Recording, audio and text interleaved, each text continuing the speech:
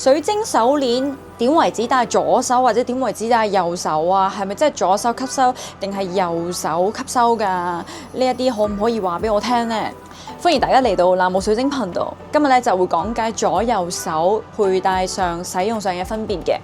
左手啦，其實係好多坊間啦都會話係吸收啦，同埋右邊啦係度排出嘅。咁呢一個嘅基本嘅概念咧，其實係正確嘅，我自己覺得。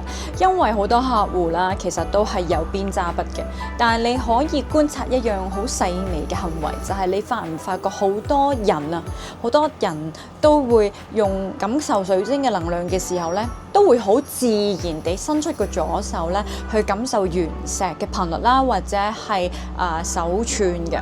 咁你會發現咧，左手咧係特別容易感受到嗰一種嘅好似電流擦過嗰種嘅感受㗎。咁呢一啲都係因為咧，我哋左邊嘅身體啦，係真係特別敏感啲嘅。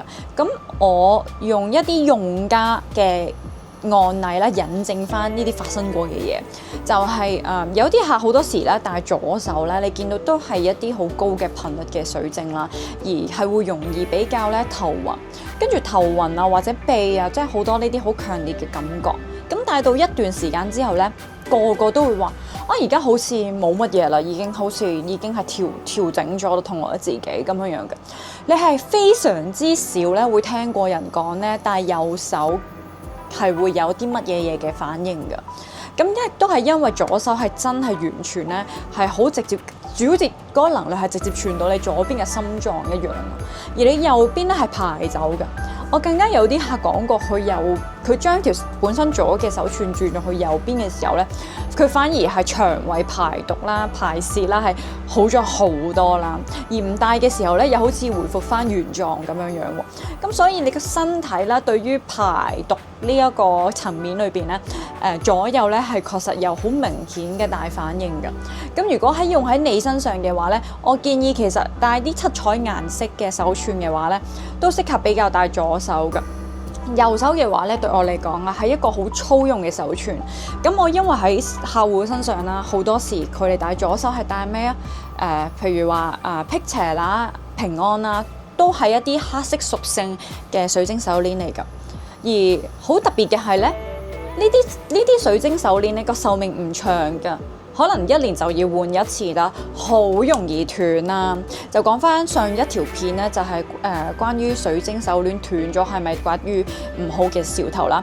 確實你右邊戴一啲防比較辟邪啊，或者係保平安呢啲手串咧，犯太歲啦，你右邊係經常會斷㗎，同埋會突然間咧即係好連續咁樣斷嘅，同埋會接二連三發生一啲好特別嘅事情嘅。咁右手呢個係真係經常有嘅。咁所以我呢個有一個個人嘅意見喺度啦，就係因為好多客戶都係有呢樣嘢已經發生過。咁所以你要衡量一下，就係如果呢條手串係真係非常之名貴、昂貴啦，你會考慮下你想要咩功效。即係通常，因為啱啱講翻彩色嘅手串咧，通常都比較適合戴左邊。而其實左邊咧，我自己覺得咧，佢係耐用，即係襟用過㗎。